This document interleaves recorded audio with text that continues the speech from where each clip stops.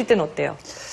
근데 저희 신랑이 있을 때는 그래도 조금 차려서 먹어요. 예. 한두 가지라도. 근데 이제 그렇게 혼자 내가 먹을 때는 아무도 없을 때 혼자. 냉면 그릇 같은 데다 밥 비벼서 그거 하나만 들고 먹는 거예요. 맞아. 국도 안 먹고 그거 하나만 들고 먹는데 한 번씩 잔소리를 해요. 왜 밥을 그렇게 먹느냐. 그렇기 때문에 이제 신랑이 있을 때는 좀 내가 차려서 먹지만 혼자 있을 때는 그냥 비벼서 그거 하나만. 왜 그렇게 드시는지 모르겠어요. 아, 근데 하나에다 먹는다고 해도 이만큼 먹어요. 아, 양이 중요한 게 아니잖아요, 지금. 정성스럽지 않게 대충 그냥 빨리빨리 먹는다 이거잖아요. 거의 대부분이 그러신가 봐요. 이봐요. 와. 가족이 함께 먹는 밥은 어머. 어머, 슬퍼. 눈물 나. 저 오른쪽에 있는 게 설마 맥주는 아니겠죠? 아니, 엄마한테 저렇게 맥주 한 잔 해서 드세요. 너무 열받고 스트레스 받는 걸로. 근데 너무 비교되잖아요. 사실 자식들이 있고 남편이 있으면 챙겨주면 또 거기서 먹는 거 보는 즐거움도 있는데. 여기 이제 인터넷에 굉장히 유행하는 사진인데 네. 그 밥그릇도 잘 보시면 밥이 한 종류가 아니에요. 식은 밥들 다 모은 거예요. 모으신 거예요. 어떡해. 그러니까 그런 것들이 지금 가정주부들께서 워낙 이제 스트레스 받다 보니까 저렇게 대충대충 드시는 저 경우들이 고추장 볶음. 근데 네. 심지어 저기 이분은 그래도 상에다가 숟가락 젓가락이라도 저는 냉장고 앞에서 서서 먹은 적도 있어요. 서서 갈비도 아니고 그게 그러면 뭐예요? 서서 그게? 먹으면 정말 좋은 게 뭔지 알아요? 젓가락만 씻으면 돼요. 그러니까 그렇게 되는 경우도 있어요. 이게 안 좋아요. 그렇게 드시면 안 되는 게 왜요? 우리가 많이 안 먹어서 좋던데 저는. 사는 목적 또는 어떤 동기 이런 것 중에 목적이 될 수도 있고 동기가 될 수도 있고 행복이라는 게 있잖아요. 행복의 가장 기본은 나를 아껴주고 사랑해주는 거잖아요. 중요합니다. 근데 이 기본적인 식사 자체를 저렇게 좀 죄송해요. 허접하게 부실하게 하게 되면 스스로를 자학하는 거랑 똑같거든요. 맞아. 식사하실 때 아이, 나 혼자 먹는 거니까 하고 대충 드시지 마시고 그럼요. 나 혼자 먹는 건데 이렇게 하고 좀 더 잘 차려 드시면 여왕님 같이 드셨으면 좋겠어요. 저도 여왕처럼 먹고 싶다 하다가도 그냥 나 혼자 먹을 때는 그 차려야 된다는 거에서 벗어나는 것도 저는 스트레스가 없어서 좋았는데요. 문제는 뭐냐면 그렇게 자꾸 자기를 하대하잖아. 자기 네. 비하가 되는 거거든요. 몸을 아끼지 않으니까요. 그러다 보면 조금 있으면 내가 불행해지고 주부가 불행해지면 가족 전체가 불행해질 수 있으니까 일단은 본인 스스로한테 맞게 매일 이렇게 드실 수 없다면 네. 적어도 뭐 일주일에 한두 번 정도 그렇죠. 나도 이렇게 드시면 좋겠어요. 그렇게 먹고 놔둔 거를 남편들이 설거지를 해줬으면 좋겠어요. 아, 그러니 네. 그것도 깨끗하게. 아, 근데 진짜 많이 차리시는 분에 비해서는 스트레스가 별로 없으신 것 같아서. 그나마, 예. 기본적으로 7, 8가지가 올라가 맞아요. 식사를 하시는 분이에요. 어떻게 보면 제가 보약보다 밥이 낫다고 생각한 게 저희 신랑을 보고. 그러니까 반찬을 보면 보통 2, 3가지 먹잖아요.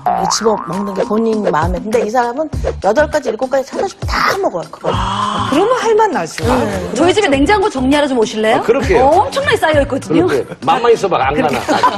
그러니까 남편분들도 사실 이 삼시세끼가 고통이라고 느끼는 아내를 위해서 뭔가 해줘야 될 게 분명히 잘 먹어준다던가. 중요하죠. 네. 정말 중요하잖아요. 네. 또 한 가지는 우리가 말로 천냥빚을 갚고 칭찬은 고래도 춤추게 하잖아요. 그러니까 너무 맛있어도 저게 좋은 얘기고 그거 맛이 없으면 그렇게 진심으로 안 우러나면 너무 수고했어 고마워라고 맞아, 하면 진짜. 아마 반찬 수가 좀 늘지 않을까 하는 생각이 들어요. 저는 방송에서 거짓말 못 하잖아요. 저는 먹고 나면 항상 정말 잘 먹었어라고 잘 합니다. 먹었어 소리를 항상. 그리고 늘 말은 제가 안 했지만 힘들게 음식을 차려주고 밥 차려주는데 진짜 아침부터 밤 늦게까지 그렇게 잘 먹어서 또 그냥 병 없이 아픈 데 없이 이렇게 잘 크고 있잖아 아직도 나는. 그럼. 우리 이병훈 씨 잘 키워주시고. 네. 오늘 정말 시간 내주셔서 감사합니다. 네, 감사합니다. 슈퍼맨!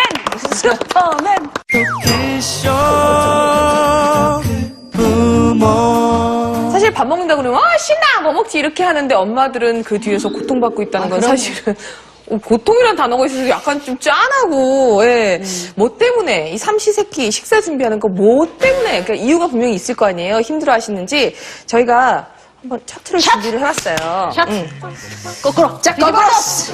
마르스! 예. 자, 뜯어요. 음식 만들기, 뜯어요, 장보기, 메뉴가 1인분. 시간 부족. 그래, 맞아. 근데 이게 다 나왔는데? 다 나왔는데 맨 위가 뭐죠? 짜잔! 메뉴 정하는 거네? 아, 진짜. 식사 준비 시 가장 고민되는 메뉴 정하기. 뭐 할까? 하긴 또 아이들이 어릴 때는요, 아이들 음식, 어른 음식이 달라가지고 그 중간 지점을 찾기가 진짜 힘들어요. 오, 메뉴 정하는 거. 메뉴 정하기 전에는 아침에 가족끼리 그 얘기하면 안 돼요? 오늘 잡아라. 저녁에 또 뭐 저러다 먹을까? 그 얘기할 시간이 얘기. 또 저런다. 시간이 왜 없어? 어떤 고민들을 많이 하셨는지 저희가 원문 데이터를 좀 몇 개 뽑아봤어요. 그러니까 SNS 등에 올리신 글 그대로 좀 몇 개를 갖고 와봤는데 한두 개 좀 먼저 저 웃기다. 살펴보면요. 메뉴 얘기 웃기다. 네, 삼시세끼 메뉴를 모두 생각하는 건 너무 힘들다. 이럴 때 메뉴 사다리 타기가 있으면 좋겠다. 사다리 미역국, 타기. 된장국, 뭐 이렇게 김치찌개 오. 해놓고 사다리 타서 그냥 가는 거죠. 꽝도 있으면 재밌겠다. 그럼 괜찮죠. 안 차리는 거 뭘 꽝. 뭐. 네, 그리고 뭐 요리로 기고만장하려면 1년 365일 삼시세끼의 메뉴를 창조적으로 구성할 능력이 있어야 된다. 아, 이거 너무 분석적이야. 어려운. 그리고 같은 메뉴 연달아 먹지는 않지만 라면만 있다면 하루 세끼도 가능하다. 절대 좀 건강에 기운 안 빠지기는 해. 그렇죠. 라면을 제일 좋아하면은. 그리고 뭐 결혼 후 인생 최대 고민이 생겼다. 과연 삼시세끼는 뭘 해 먹어야 되는 걸까? 이거 좀 알려줄 사람이 있으면 좋겠다. 밥 해주는 로봇 있으면 뭐 해달라고 하실 거예요? 아니, 그, 로봇이면 다 하나요? 로봇이 알아서 다 하는 하나 봐요. 근데 손맛이 중요하잖아요. 엄마의 손맛, 아내의 손맛.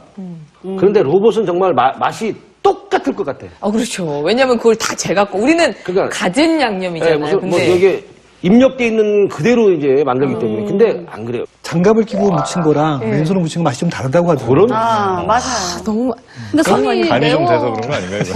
아니 그러니까 이 로봇이 있어도 우리는 그래도 좀 시켜볼 의향이 있는데 남자분들이 거부를 해요.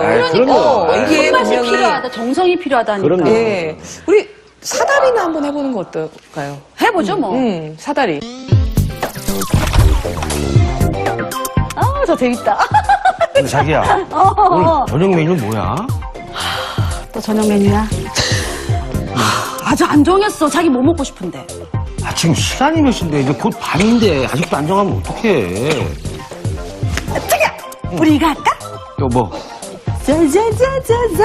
이게 뭐야? 사다리 타기. 사다리 타기? 어. 아니, 나보고 이거 하라고? 뭐 자기가 번호 정해. 그럼 걸리면 그거 먹으면 되잖아. 아유, 다 자기가 이거 하고 싶은 거 해놓은 거 아니야? 아니야. 자기 좋아하는 메뉴들이야. 아, 뭐야. 아, 알았어. 어떤가? 자, 3번. 3번. 응. 라라라라라라라. 꼭 이래야 돼? 이거는 자기 뜯어봐. 자, 갈비찜! 자, 어머, 김치찌개. 오늘의 메뉴는 김치찌개. 야, 지금 몇 주째냐? 야, 잠깐만. 먹어야지. 야, 잠깐만 있어봐. 뭐? 야, 좀 의심스럽다. 뭐를? 잠깐만. 김치찌개. 이거 김치찌개. 김치찌개. 이거 두부 넣고 이거 어묵 넣고 그렇게 한 거야. 햄 넣고. 김치찌개다. 아이, 에이. 아이고 고생하셨습니다. 이 방법 괜찮죠? 예, 그거 판 안 버리고 저 나중에 주시면 괜찮다. 그 다음 거 뜯지 못하게 해야 돼. 예, 맞아요. 어. 예. 그러니까는 참 다양하게 해주고 싶다가도 사실 다양하게 하면 그것도 장 보는 거 돈이 만만치가 않아요. 예. 예. 왜냐면 이거를 다 해가지고 특히 식구가 둘, 셋인 경우에는 그걸 사가지고 못 남아. 먹고 나머지를 요리를 못하는 경우는 그 활용을 못하고 버리는 경우도 꽤나 많거든요. 장 보러 가면 좋은 게 제철. 식품. 예, 그거를 그 시간에 사게 되니까 요즘에 네. 그래서 막 쭈꾸미랑 있는 거 보면 사실 나도 모르게 사게 되거든요. 특히나 이제 다른 계절보다 유독 그 봄철이 제철 음식에 더 많이 좀 민감하셨던 것 같아요. 향이 좋잖아요. 네. 그래서 3월의 제철 음식으로 과연 어떤 것들을 찾으셨는지. 아는 건 있으세요? 3월 제철 음식? 저는 며칠 전에도 저 쭈꾸미 먹었고요. 쭈꾸미 좋죠. 여기 밥 들어간 거. 네, 그렇죠. 네. 그다음에 저희가 항상 이 목을 보호해야 되잖아요. 더덕. 그게 또 너무 비싼 것만. 제철 음식이에요. 제철 음식이죠. 집에서 하기 그리고 힘든 것만. 예. 돈나물, 돈나물, 봄동, 봄동, 쑥. 쑥. 쑥 쑥 있죠. 캐러 가세요. 쑥버무리 또 맛있는데. 쑥 많이 캐러 다녔었어요, 옛날에. 예. 냉이, 뭐 더덕, 예.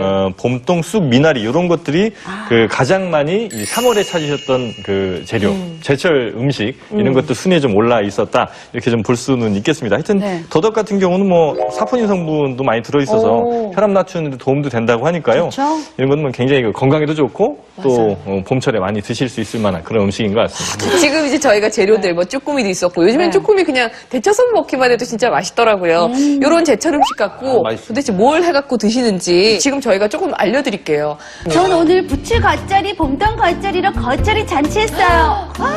겉절이, 겉절이. 저것만 해놓으면 사실 밥 그냥 참기름 넣고 비벼 먹기만 밥만 해도 먹어도 되거든요. 돼. 밥만 예. 있어도 돼. 겨울부터 봄까지는 생김에 간장. 아, 맞아요. 기름 안 난 거. 돌김. 예. 아우, 쭈꾸미랑 파랑 같이 구운 쭈꾸미 구이에 봄향기 가득한 미나리 무침으로 저녁 해결했어요. 김치 콩나물국에 더덕구이. 오, 둘 다 그냥 칼칼한 걸로. 아, 더덕구이를 양념을 안 하고 드셔도 되겠다. 그럼요, 들기름, 그럼요. 참기름만 발라갖고 구워 먹어도 맛있으니까. 아우, 요즘 입맛 없어하는 남편과 아이들을 위해 쭈꾸미랑 미나리로, 네? 쭈꾸미 미나리 무침. 아우. 나 쭈꾸미 먹어야 될 것 같아요. 꼭 안 먹으면 안 될 것 같은 느낌. 쭈꾸미 요즘에 여기 밥알같이 들어가지고. 머리에 왜 밥이 들어있죠? 그게 그렇게 좋대요. 진짜 맛있더라고요. 그거 진짜 밥이 아니라 그 알이에요, 알. 알아요. 알 아닌가? 알아요. 알. 네.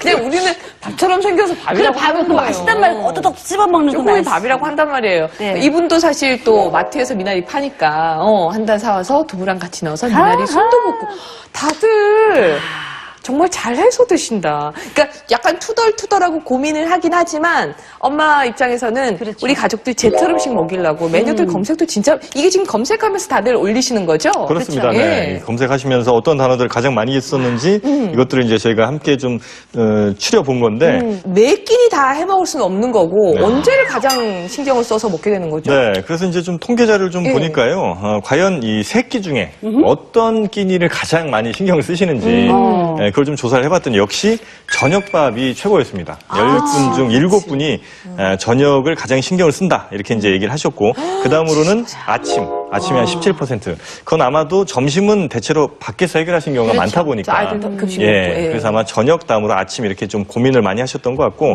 또 하나 조금, 안타깝다고 할까요? 이 비슷한 통계 하나가 있는데, 네. 연도별 가족 동반 식사율이라는 거거든요. 네. 그러니까 가족과 함께 과연 먹는 그 비율이 어느 정도나 되는가 이 조사를 좀 해봤더니 2005년에서 2013년 대략 한 8년 정도 차이에 굉장히 많은 변화가 좀 있었습니다. 떨어진다.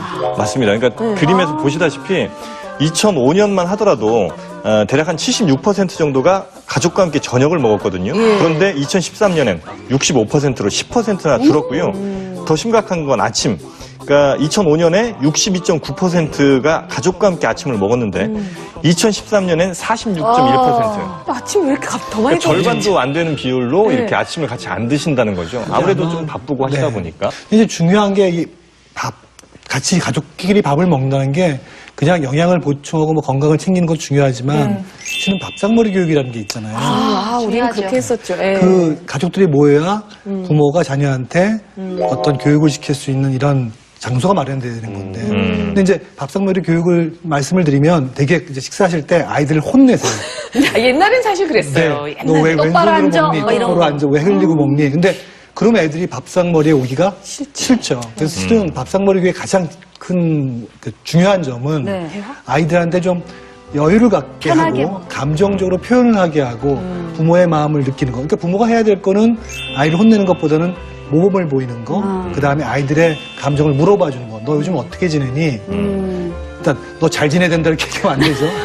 너 싸우면 안 돼. 그렇지. 그러지 말고 요즘 친구들이랑 어때? 넌 어떤 친구랑 제일 친해? 이런 것들을 물어보면 아이들이 밥상머리에서 부모가 감정 교환이 되고 이게 이제 중요한 게요. 나중에 이런 감정 교환이 잘 되는 부모와 자식 간에는 아이들이 힘들어질 때가 있잖아요. 사춘기 할 때.